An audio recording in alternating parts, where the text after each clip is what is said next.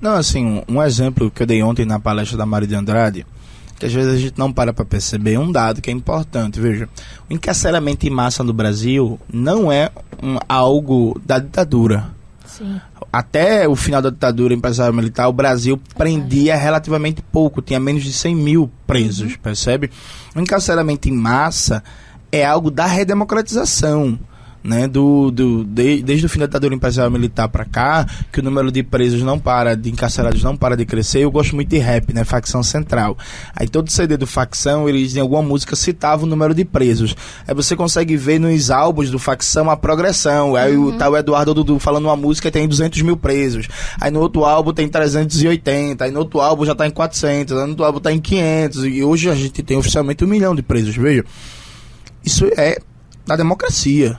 Sim. Né? Da lei de drogas.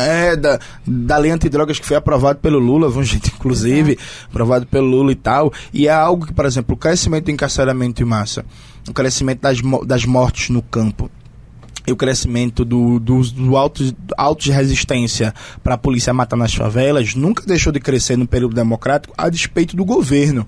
Porque todos os presidentes, em termos de política penal e carcerária, eles são muito mais parecidos do que diferentes. Hoje em dia, quase ninguém lembra. E eu acredito que pela conjuntura política, isso não se repetiria. Mas tem um clássico episódio do Lula presidente, que tem uma chacina no Rio de Janeiro que matam 19 garotos, assim, jovens e tal, a polícia. E aí a maioria tira nas costas, tira na nuca, e a polícia fala que foi troca de tiros, né? Aí o Lula é questionado sobre isso, a Lula fala que não se enfrenta bandido com rosas. Depois de 19 garotos assassinados. Lula, de esquerda, né? E tal. Ou seja, o nível de legitimidade disso é tão grande que, na real, inclusive, eu sempre que falo isso, eu causo um mal-estar nos debates que eu vou. Eu falo assim, bicho, defender matar preto não tira a voto de ninguém no Brasil. Mesmo na esquerda. A prova disso é que o atual ministro da Casa Civil, o Rui Costa é um assassino, um sociopata. Assim, pode me processar, viu, Rui Costa? Toda vez eu falo isso, em algum momento ele vai me processar. Mas sabe, tipo, a Bahia, quando o Rui Costa assumiu o governo, a Bahia não era um dos estados do Brasil em que a polícia mais matava. O Rui Costa, depois de 8 anos de governo, deixou proporcionalmente a polícia que mais mata no Brasil hoje é a da Bahia, em dados oficiais, né? E aí, durante o governo dele, por exemplo, teve a chacina do Cabula, em que a polícia matou dezenas de jovens, aliás, uma centena de jovens, com o mesmo esquema, tiro nas costas, tiro na nuca e por aí vai. E o Rui Costa, a declaração dele foi que a polícia é como um artilheiro na hora de fazer um gol, e às vezes erra. Isso foi a declaração do Rui Costa. E o cara é ministro, pô. Nada acontece feijoada, tá ligado? Pra não falar do Geraldo Alckmin, né? Que aí... deixa abaixo, vai tá dar ligado? um episódio só sobre isso. Então, assim, a gente tem uma lógica entranhada na nossa formação social. Ontem eu falei que o Brasil é um país tendente ao bonapartismo, na época dessa busca por um líder forte que vai comandar, seja a esquerda ou a direita, mas a gente também tem uma lógica fascista colonial entranhada de tal forma que, se você parar pra pensar, o Bolsonaro, um Bolsonaro, né, não necessariamente o Bolsonaro, um tipo feito Bolsonaro, demorou pra aparecer. Sabe, demorou, assim, porque na prática o Bolsonaro falava abertamente coisas que eram oficiais. Porque quando o Bolsonaro fala assim, bandido bom é bandido morto, aí beleza, hoje em dia todo mundo não, uma parte da galera vai dizer que isso é errado, que não pode fazer isso, mas a polícia brasileira funciona na lógica do bandido bom é bandido morto, e aí normalmente a maioria dos assassinados não são bandidos, eles dizem que são bandidos, tá ligado? Tipo, a segurança pública no Brasil funciona assim. A diferença é que se tinha um discurso oficial elegante, maior presidência, aquela coisa, não, Constituição e as leis e tal, e botando a polícia pra matar rodo, que era o caso do Geraldo Alckmin, por exemplo. Geraldo Alckmin é um cara educado, cara, né? Sério, mas foi num governo Geraldo Alckmin, por exemplo, que São Paulo virou campeão de homicídios no Brasil. Foi obra dele, porque o Mário Covas, com toda a desgraça que tinha o Mário Covas tinha uma política de segurança menos repressiva e menos violenta. Quando o Geraldo Alckmin assume o governo, a primeira coisa que ele faz é desmontar toda a política de segurança do Mário Covas, e aí que São Paulo vai à decolagem de morte nas favelas com a desgraça, tá ligado? E, por exemplo, o Geraldo Alckmin nunca falou que tem que matar mesmo. Mas a prática sempre foi essa, percebe? Havia um desencontro entre o discurso e a prática. O Bolsonaro, ele encontra o discurso e a prática.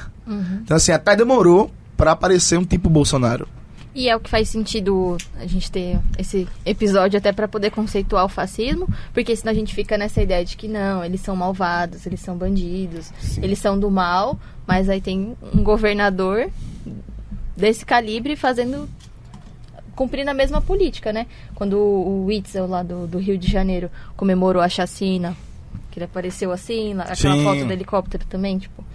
Aí, senão cria um dualismo ali, um embate do bem contra o mal, e na verdade é política.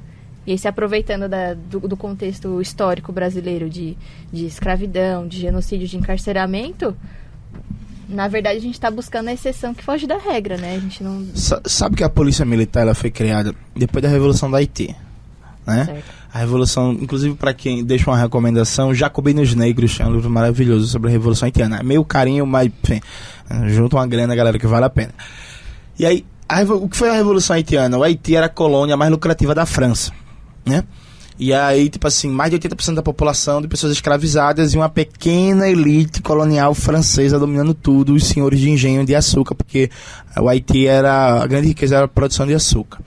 Teve uma revolução, a galera tomou o poder, matou os senhores de engenho, foi uma coisa maravilhosa, matou os senhores de engenho, acabou com a escravidão, instituiu uma constituição que proibia a escravização de qualquer ser humano, e no preâmbulo, naquele texto de abertura da Constituição, tem uma coisa bem poética que ele fala: a partir de hoje somos todos negros, tomando negro como sinônimo de humano, e ninguém pode ser escravizado.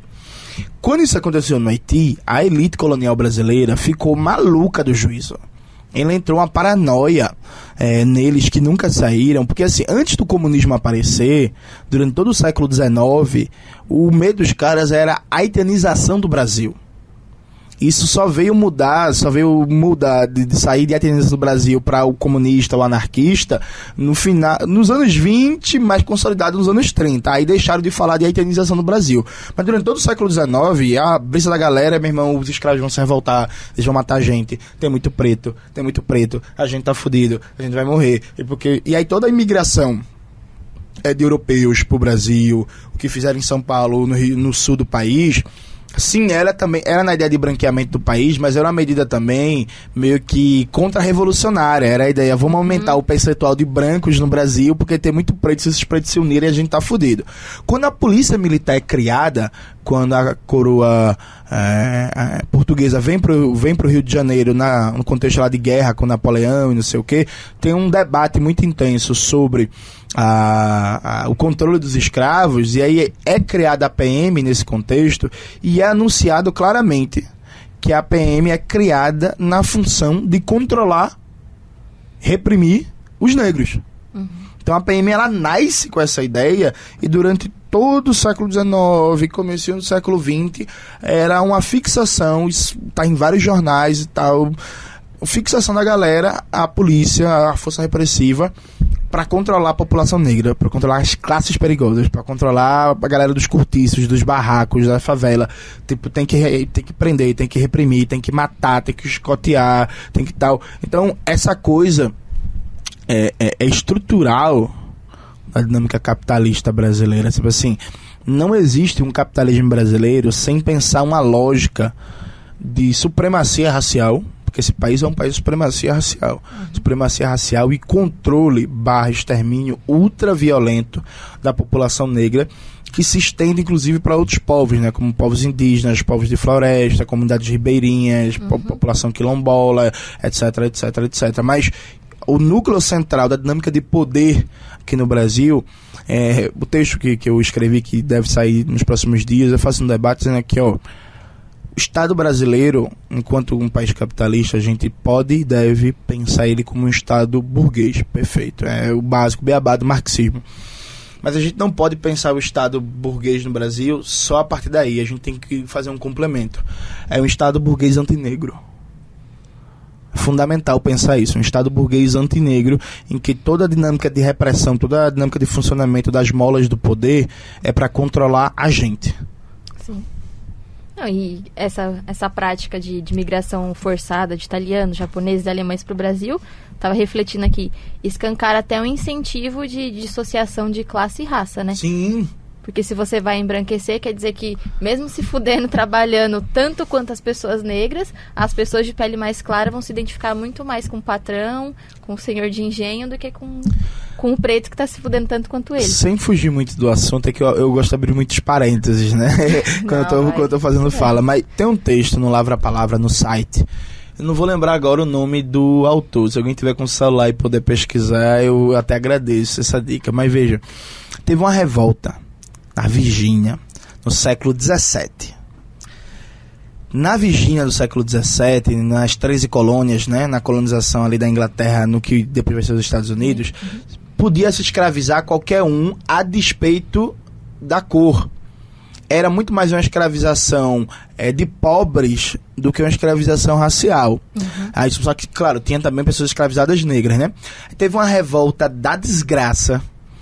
Tocaram fogo em várias fazendas, mataram vários senhores, chegaram a tomar o poder por 4 ou 5 dias, se não me engano, e tal. E aí, o que foi que a elite dominante viu? Porra, os escravizados brancos, os escravizados negros e os pobres brancos e os escravizados negros se uniram contra a elite colonial. Então, assim, uma solidariedade de classe, transracial, melhor dizendo, transcendendo as raças, solidariedade de classe contra a elite.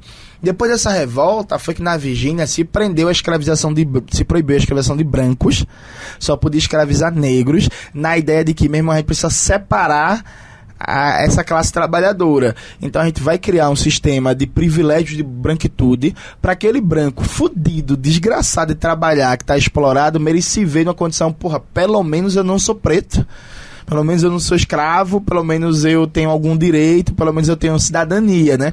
Então foi dessa revolta da Virgínia do século XVII que se estabeleceu, se consolidou inclusive a prática em todas as colônias na América Latina e Caribe dos países europeus, de só escravizar negros ou indígenas e acabar com a escravidão, por exemplo, por dívida de brancos pobres, porque isso poderia estimular uma unidade e é importante separar raça e classe para criar essa solidariedade racial de brancos contra a classe trabalhadora negra escravizada.